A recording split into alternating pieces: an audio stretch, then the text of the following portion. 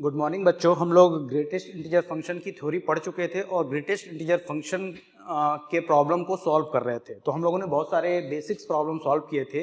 Next problem है find the domain of this function. F x दिया हुआ है और इसके डोमेन को कैलकुलेट करना है। अभी हम लोग इस टाइप के प्रॉब्लम को, जब ग्रेटेस्ट इंटीजर फंक्शन डोमेन से रिलेट करता है, ग्रेटेस्ट इंटीजर फंक्शन लिमिट से रिलेट करता है और ग्रेटेस्ट इंटीजर फंक्शन जैसे इंटीग्रेशन से रिलेट करता है, तो ये कॉम्बिनेशन ऑफ प्रॉब्लम्स हम लोग बारी बारी से सॉल्व करेंगे।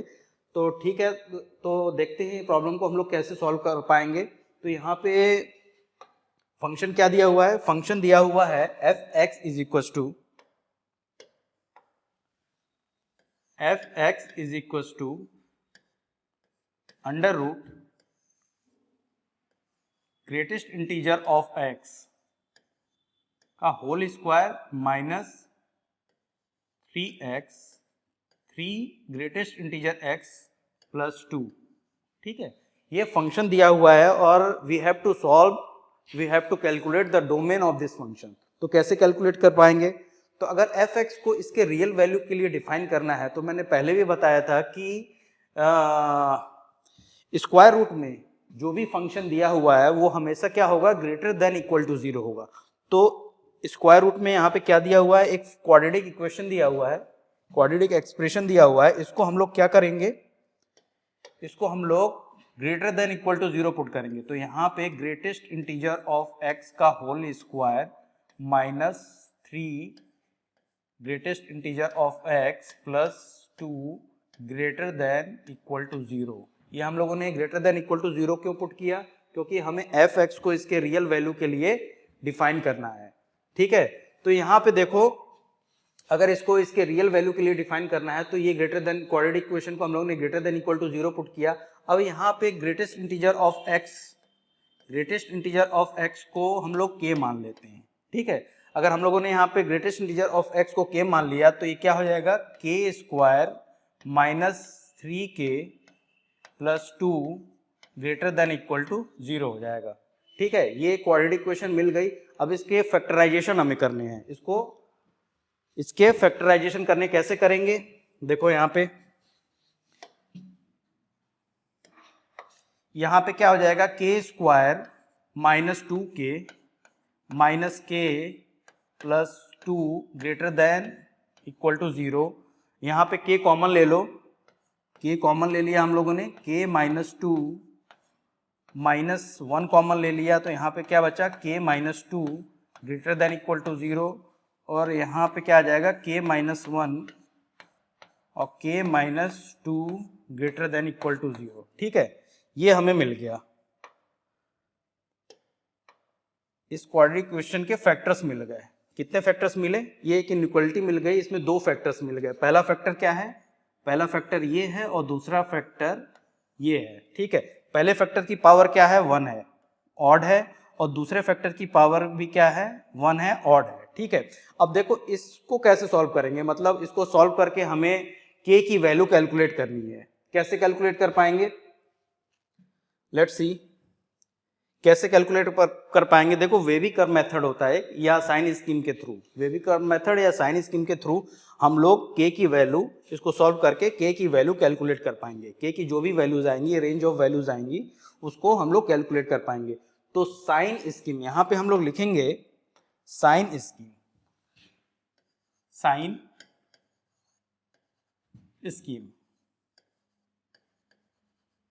स्कीम और वेवी कर्व मेथड, वेवी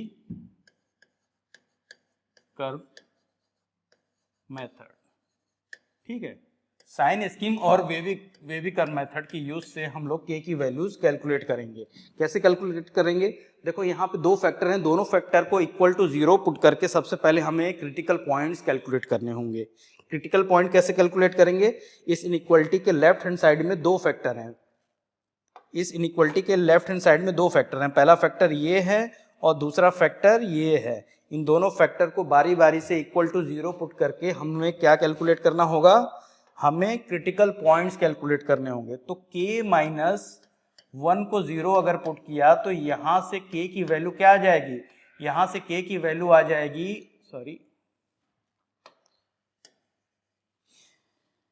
यहां से k की वैल्यू क्या आ जाएगी, 1 आ जाएगी। और अगर k माइनस टू को, यहाँ पे देखो k माइनस टू को इज इक्वल टू 0 पुट किया तो यहाँ पे k की वैल्यू क्या आ जाएगी, 2 आ जाएगी। यानी दो क्रिटिकल पॉइंट्स हमें मिल गए, एक 1 और दूसरा 2। अब इन दोनों क्रिटिकल पॉइंट को रियल नंबर लाइन पे प्लॉट करेंगे। ठीक है, दूसरे स्टेप में क्या करेंगे, रियल नंबर लाइन क्या होता है, माइनस इंफिनिटी टू इंफिनिटी।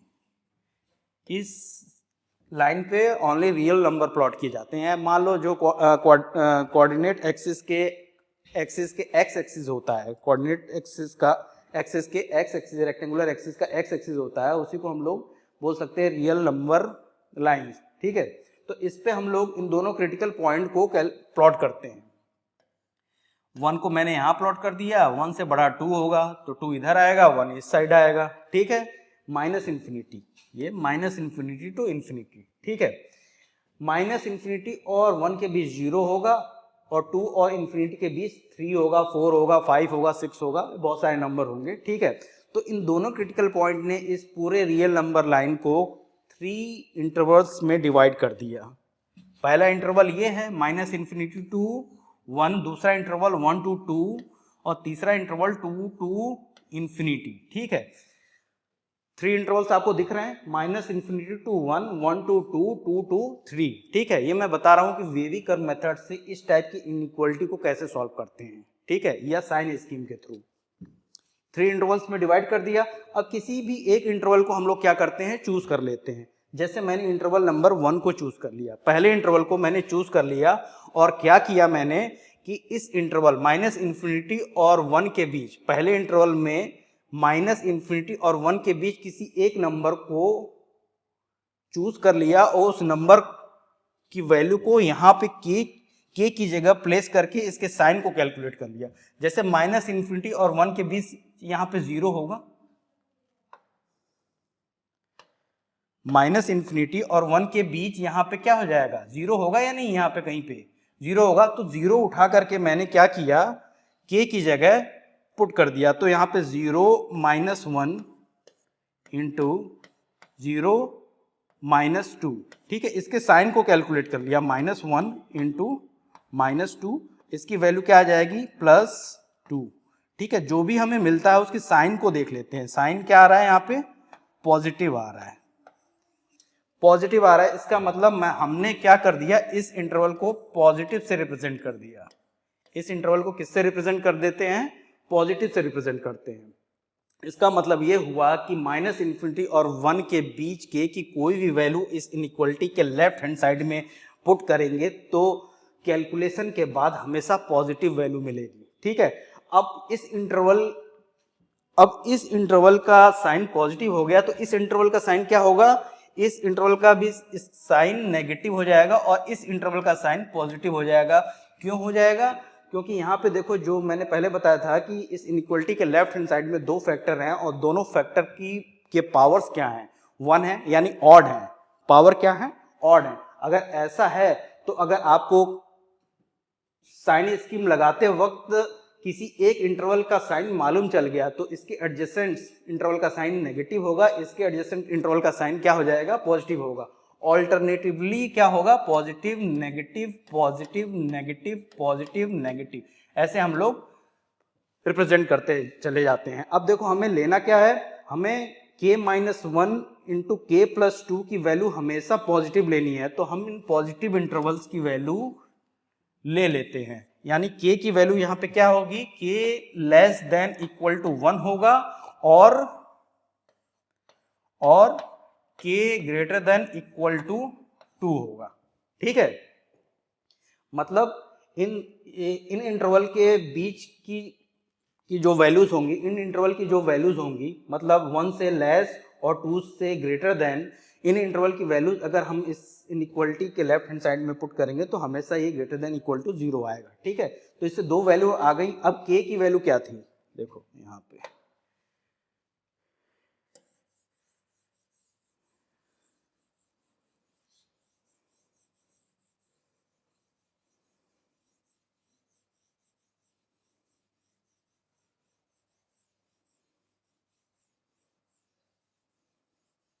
अब यहाँ पे हम लोगों ने k को क्या मान रखा था, greatest integer function of x को k मान रखा था, तो यहाँ पे क्या आ जाएगा, यहाँ पे आ जाएगा ग्रेटेस्ट इंटीजर ऑफ x, यहाँ पे आ जाएगा ग्रेटेस्ट इंटीजर ऑफ x, ये क्या हो जाएगा, लेस देन इक्वल टू 1 हो जाएगा, एंड ग्रेटेस्ट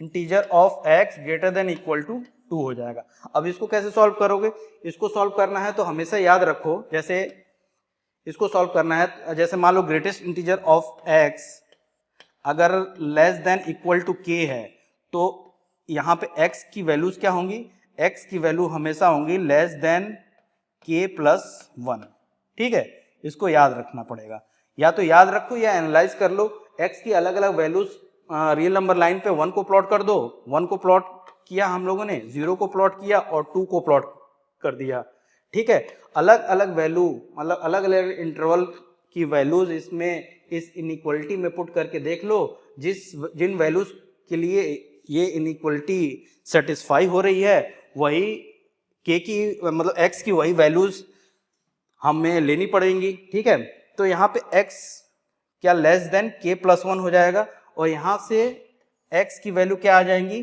x की value greater than equal to 2 आ जाएगी, ठीक है, मतलब दो वैल्यू आ गई, और यहाँ से x की वैल्यू क्या आ जाएगी, x की वैल्यू लेस देन 2 होगी, ठीक है, इन दोनों का अगर हम लोग यूनियन ले लें, इन दोनों का अगर हम यूनियन ले लें तो हमें क्या मिलेगा, x belongs to minus infinity to 2 union 2 to infinity, या इसको ऐसे भी लिख सकते हैं x belongs to minus infinity to infinity, यानी ऑल रियल नंबर, इस फंक्शन का डोमेन क्या हो जाएगा, ऑल रियल नंबर,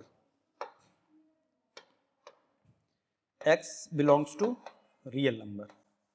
इस तरीके से हम लोग इस प्रॉब्लम को सॉल्व कर सकते हैं। यहाँ पे देखना, देखो जैसे इसको मैंने कैसे सॉल्व किया, इसको मैं और थोड़ा डिटेल में बताना चाहूँगा, इसको मैंने कैसे सॉल्व किया है।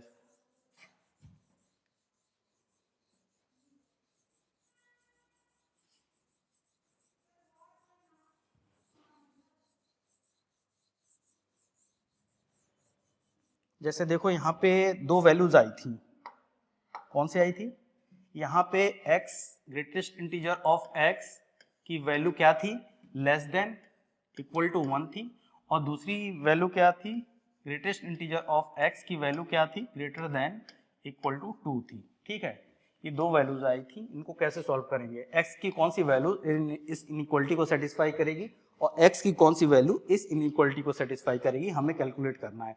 तो देखो सबसे पहले एक रियल नंबर लाइन ड्रॉ कर देते हैं और रियल नंबर लाइन पे 1 को प्लॉट कर लेते हैं, 1 को प्लॉट कर लिया, इससे बड़ा कोई इंटीजर जैसे 2 को प्लॉट कर लिया, इससे छोटा एक इंटीजर 0 को प्लॉट कर लिया, ठीक है। अब देखो अगर 0 से छोटी कोई वैल्यू हम लोग लेते हैं, जैसे -1 लेते हैं, क्या लेते हैं, जैसे -1 लेते हैं, जैसे -1 यहाँ पे आएगा, -1 यहाँ पे पुट करके देख लो, -1 अगर यहाँ पे पुट करते हो तो -1 लेस देन इक्वल टू -1 होगा, ठीक है, ये सही है, यानी -1 की वैल्यू इस इनइक्वालिटी को सेटिस्फाई करेगी, मतलब 0 से छोटी वैल्यू इस इनइक्वालिटी को सेटिस्फाई करेगी। ऐसे 0 रख के देख लो, अगर यहाँ पे 0 रख करके देखोगे तो 0 का ग्रेटेस्ट इंटीजर फंक्शन क्या आता है, 0 आता है, यानी 0 इज लेस देन 1, ठीक है, 0 भी इस इनइक्वालिटी को सेटिस्फाई करेगा। 0 और 1 के बीच की वैल्यू पुट करके देख लो इस इनइक्वालिटी में, किस इनइक्वालिटी में,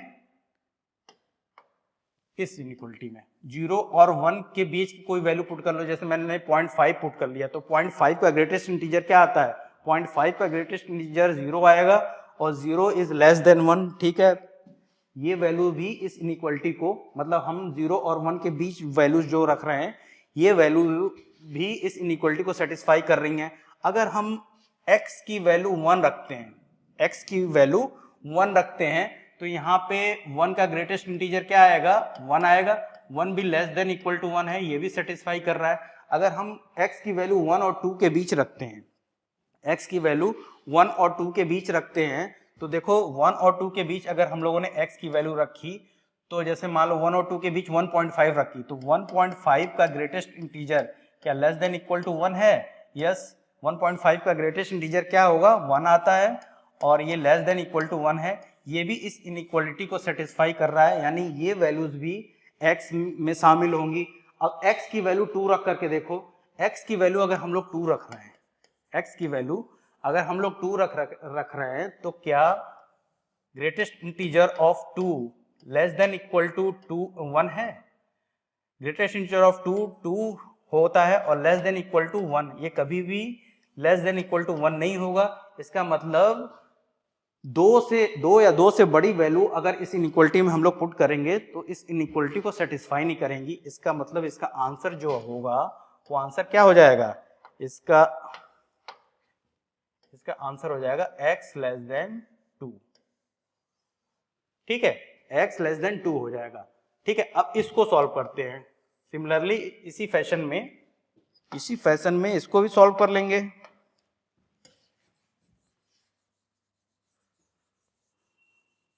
ठीक है, अब इसको सॉल्व करेंगे, देखते हैं इसको कैसे सॉल्व कर पाएंगे हम लोग। इसको सॉल्व करने के लिए रियल नंबर लाइन एक ड्रॉ करो। रियल नंबर लाइन यहाँ पे मैंने ड्रॉ कर दिया और इस पे 2 को प्लॉट कर दिया। 2 से एक बड़ा इंटीजर प्लॉट कर दो और 2 से एक छोटा इंटीजर प्लॉट कर दो। ठीक है, 1 है। ठीक है, ये 1 है, 1 है। ठीक है, अब इसको भी ऐसे ही चेक कर लेते हैं हम लोग। कैसे चेक करेंगे? जैसे मान लो 2 से छोटी कोई वैल्यू इसमें पुट कर रहे हैं, 2 से कोई छोटी वैल्यू पुट कर रहे हैं, जैसे 1.5 वैल्यू पुट किया, तो क्या 1.5 का ग्रेटेस्ट इंटीजर ग्रेटर देन 2 हो गया? है, कभी भी पॉसिबल नहीं होगा। यानी 1.5 का ग्रेटेस्ट इंटीजर 1 होता है और ये कभी भी ग्रेटर देन 2 नहीं होगा। इसका मतलब 1 और 2 के बीच की कोई वैल्यू इस इनइक्वलिटी को सेटिस्फाई नहीं करेगी।